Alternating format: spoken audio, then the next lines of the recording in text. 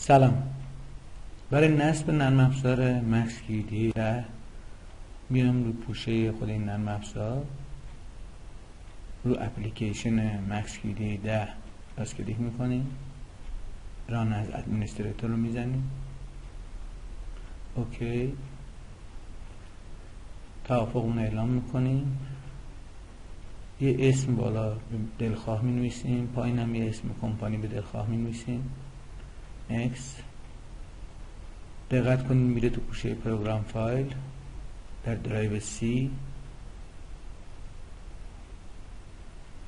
این تیک پورتیبل رو نمیزنیم.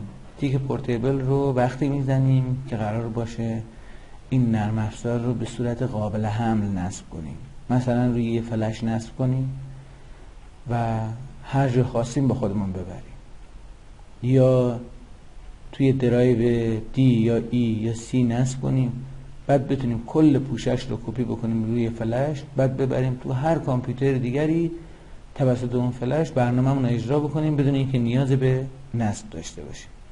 من توصیه میکنم اینو وقتی بزنید که نرم افزار مکس کیدی تون با مشکلات جدی مواجه شده باشه و دیگه در حالت عادی نصب نشه. اگه در حالت عادی نصب نشه و ایرور بده، اون موقع از این امکان استفاده کنید.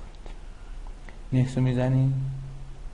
اینجا مشخص میکنیم که چند نفر قرار از این استفاده بکنن، شما یا بقیه کاربران این سیستم، که من همون شما رو توصیه میکنم. نکست رو میزنیم و منتظر نصب این نرم افزار میمونیم. بسته به سرعت کامپیوتر شما ممکنه که این نصب زمان کوتاه یا طولانی رو به خودش اختصاص بده.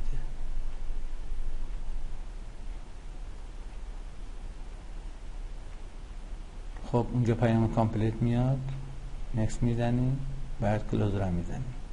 الان این نرم افزار نصب شده ولی هنوز اکتیو نیست. ما باید مراحل اکتیویشن این نرم افزار هم انجام بدیم.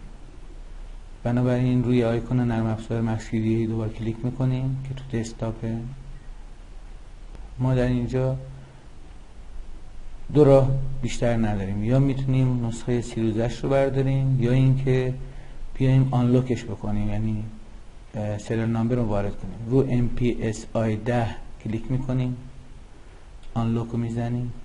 اینجا میگیم که من یه سریال نامبر دارم و میخوام نرم افزارم رو اکتیو کنم. توی اون قسمت بالا من باید سریال نامبر رو خودم بزنم.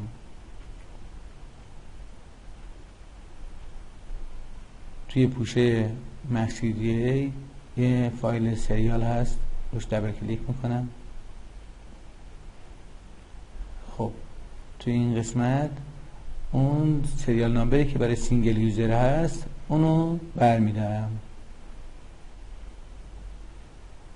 پس کلیک کپی، بعد میام اینجا پیست میکنم و نکست رو میزنم. نرم افزار با موفقیت نصب شده. یه پنجره میاد میگه میخوای کار بکنی رو پروژه قبلی یا یه پروژه جدید. اینجا باید تصمیم اعلام کنی که تو جلسه بعدی توضیح میدم.